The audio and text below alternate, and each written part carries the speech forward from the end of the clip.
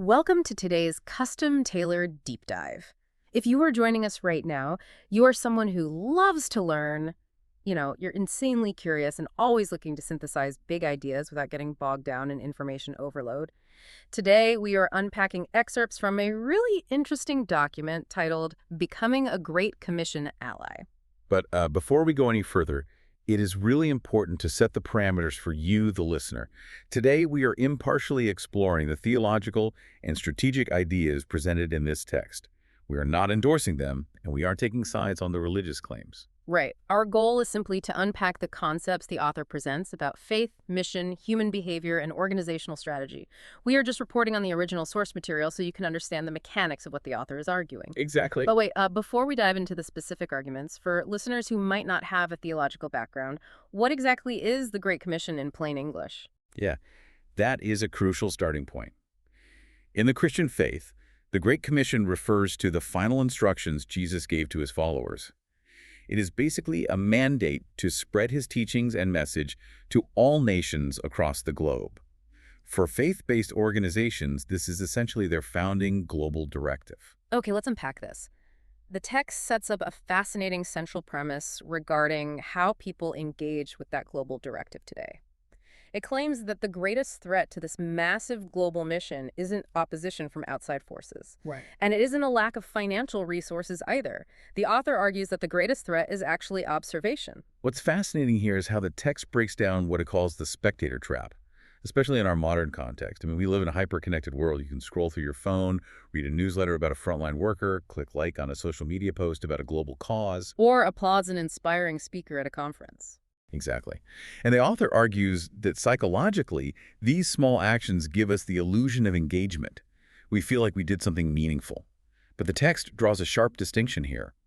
A spectator consumes, while an ally contributes. Right. The author is differentiating between a fleeting emotional reaction and a tangible commitment. A spectator might applaud a report, but the text argues that an ally is the one actually working behind the scenes. Which brings up a really helpful framing the source uses. It contrasts how we handle standard projects versus what it calls a transgenerational assignment. Yeah, think about how you handle a project at your job. You have a launch date, a set budget, specific deliverables, and an end date where you wrap it up and move on. And the author asserts that treating a global, multi-generational mission like a corporate quarterly project is a fundamental mistake. You can manage project, but you have to steward an assignment. Steward an assignment. Yes. If organizations and individuals don't reframe their participation from casual support to what the text calls a covenantal partnership, they risk a dangerous structural collapse.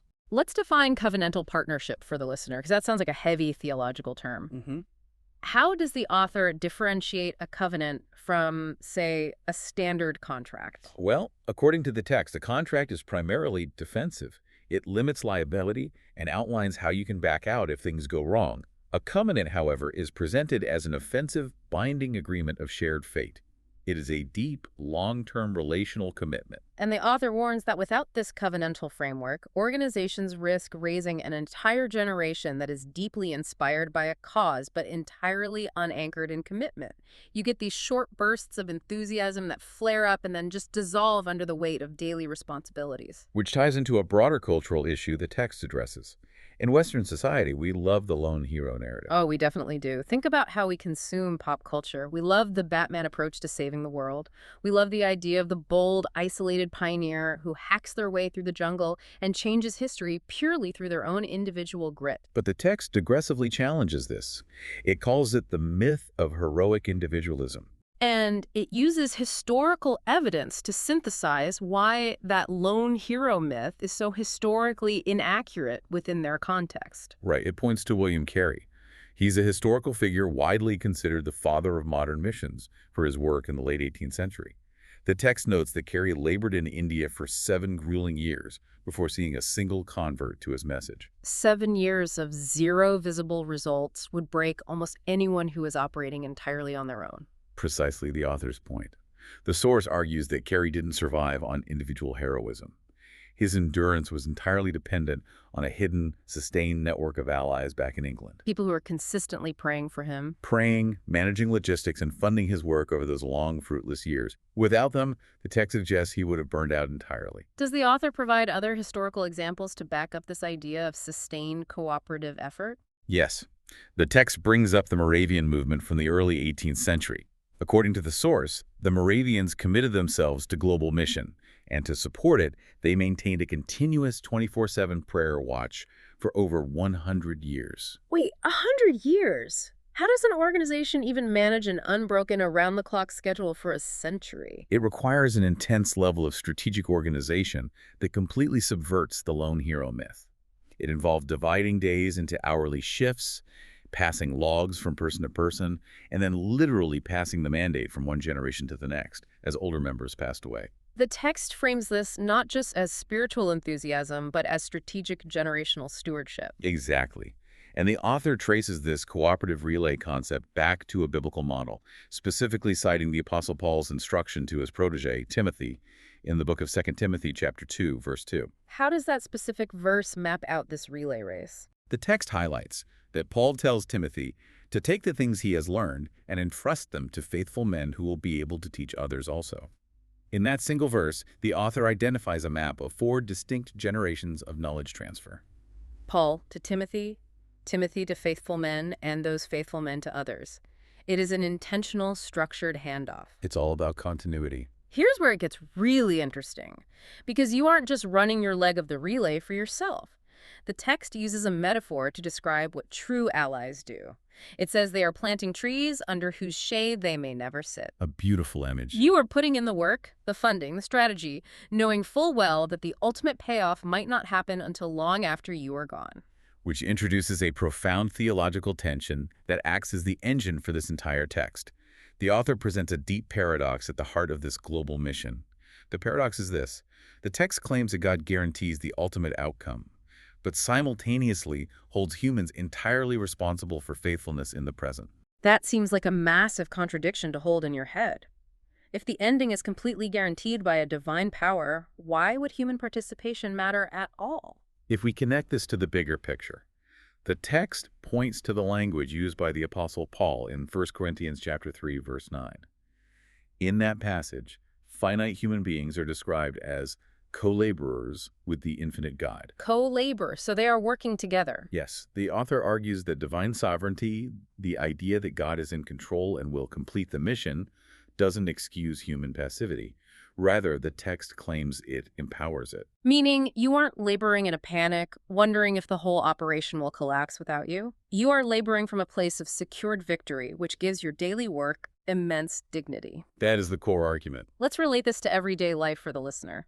We all know what burnout feels like. You put in the work at your job or in a relationship or for a cause you care about, and you look around a year later and think, I have moved the needle exactly 0 inches. It's exhausting. It is incredibly tempting to just quit when progress feels completely invisible.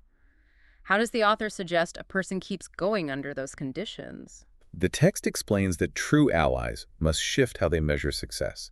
According to the author, success isn't measured by immediate, visible outcomes.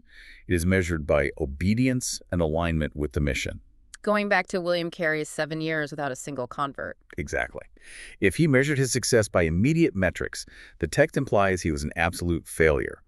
But the author argues that trusting a higher power to complete the long-term work shifts the focus. It moves the individual away from human anxiety over results and toward faithful stewardship of the specific task they've been given today. In the author's view, invisible progress is still progress. Correct. So what does this all mean? Let's bring this down to the ground for you listening right now. If you aren't the person crossing an ocean to be on the front lines and you aren't the one standing on a stage, how does the text suggest you actually participate? How do you move from the audience to the arena? The text outlines what it calls the mission ecosystem, and it is emphatic that no single part of this ecosystem is redundant. To dismantle the lone hero myth, the author breaks down 9 specific roles, proving that allyship isn't one size fits all. Let's actually break those down because I think it is easy to assume the only important person is the goer, the frontline worker. What are the other roles the text identifies? Well, the author explicitly categorizes them to show the breadth of the required support structure. Mm. You have the goer, who physically relocates to the front lines. But then you have the intercessor, whose role is fueling the mission through unseen, consistent prayer. Right. You have the sender, who manages the logistics, moral support, and communication to keep the frontline worker tethered to their home base. There's the giver, who provides the tangible financial resources. And the text also mentions the marketplace influencer. How does the author define kingdom ethics in the context of someone working a secular job? The text describes a marketplace influencer as someone in business, education, or the secular arts who shapes society with principles derived from their faith. Things like radical honesty, fair wages, and ethical leadership, right where they are. They aren't traditional missionaries, but the author views them as vital allies. What about the structural side of things? That is where the strategist comes in. This is the person who specializes in planning and building the sustainable, long-term structures that allow the mission to survive beyond a single generation. The text also identifies the mobilizer, who actively recruits and inspires others to join the cause, The welcomer, who provides hospitality to international populations locally. and the equipper, who focuses on training and teaching the next generation of workers. Does the author provide an example of these hidden roles in action? It is easy to list titles, but what does this actually look like in practice? The text highlights a biblical example, a couple named Priscilla and Aquila. They weren't apostles, they didn't write books of the Bible, they were ordinary tent makers. But the author points out that they hosted a church in their home, supported the Apostle Paul, and quietly discipled a man named Apollos behind the scenes. Right, and Apollos later became one of the most eloquent and effective teachers of the early church. That perfectly illustrates the Alfred and Batman dynamic. Priscilla and Aquila didn't need the spotlight. Their quiet, behind-the-scenes investment in one person rippled out in ways they probably never fully saw. Precisely. The text suggests that you don't have to be the lone hero. You just have to faithfully hold your specific section of the rope. This raises an important question, though. We've explored the theology, the history, and the 9 specific roles. But how do individuals and organizations actually sustain this kind of complex cooperation? Because human nature tends to drift toward the path of least resistance. Exactly. How does the author propose preventing everyone from reverting back to comfortable spectatorship? The author doesn't leave it at abstract theory. The text provides a literal commissioning exercise. For the individual, it's about making a personal covenant. A written pledge. Yes, a physical written pledge. It forces you to clarify your specific commitments regarding how you will pray, what your financial generosity will look like, how you will dedicate yourself to mentoring others, and your promise to persevere even when the results are completely invisible. Writing it out is the author's method of moving a vague good intention into a concrete stake in the ground. And the text explains how this scales up to the institutional level through an organizational covenant. The author argues that churches and ministries must fundamentally restructure how they operate. If an institution is going to be a true ally, the text insists it has to move away from event-focused funding. Why is event-focused funding a problem, according to the text? Because it relies on emotional highs. You only give money when there is a highly produced short-term campaign with a charismatic speaker. The author argues that this is unsustainable for a transgenerational assignment. So what's the alternative? Instead, organizations need to commit to consistent, fixed budget percentages for mission work. They need to establish long-term partnerships with field workers, rather than bouncing from trendy project to trendy project. And crucially, the text emphasizes that they must have leadership succession plans in place so that the vision doesn't die the moment the current leader retires. It is about embedding the mission into the boring but reliable DNA of the budget and the calendar. Okay, as we start to pull all these threads together, the core journey of this deep dive has been looking at how the author argues a person can move from being a passive audience member, someone who just consumes inspiration on their phone, to becoming an active generational ally who shoulders the real burden of the work. It is about understanding that your specific role, whether you are the intercessor praying in quiet, the strategist building spreadsheets, or the marketplace influencer running a business, is completely indispensable to this grand transgenerational relay race. It is a profound psychological shift. The text is advocating for a move away from seeking visibility and toward embracing faithfulness. When you adopt the author's premise that the mission doesn't rely on your individual heroism, but rather on your willing cooperative obedience, it theoretically frees you to labor with joy rather than being crushed by anxiety over the outcomes. We want to leave you with a final, lingering thought to mull over, drawn directly from a very specific detail in the text. The book of Revelation. Yes, the author mentions that the biblical book of Revelation, specifically chapter 7, paints a picture of the ultimate, guaranteed outcome of this entire endeavor. The text points to a scene describing a massive multitude from every nation, tribe, and language already gathered together successfully. The ending is already written, in other words. Exactly. So here is the provocative thought for you to explore on your own. If the text's theological premise is true, and the final outcome of this global mission is already absolutely secured by a divine power, then your participation isn't actually required to save the mission. You aren't being asked to rescue a failing operation. Instead, the author frames your participation as an exclusive invitation to share in the joy of a legacy. The ending is already written, so the only question left is, will you just watch history unfold from the sidelines, or will you accept the invitation to help shape it? That is a powerful philosophical question to carry forward. Thank you so much for joining us on this deep dive. We hope it gave you some incredible perspectives to chew on, regardless of your background. Keep learning, stay curious, and we will catch you next time.